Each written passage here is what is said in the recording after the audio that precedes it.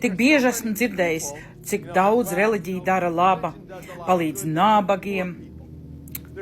Nabago nedrīkstētu un nevajadzētu būt. Viņi pabaro izsalkušiem cilvēkiem. Nav vietas, nevajadzētu būt izsalkušo.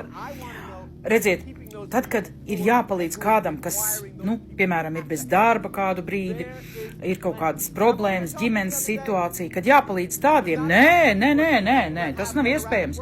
Bet, kad vajag raķetes sūtīt un karot un taisīt kariņus, ja, tad ir visādas naudas. Vienas raķetes cena, izmaksa, ja vien varētu pabarot armiju, veselu armiju.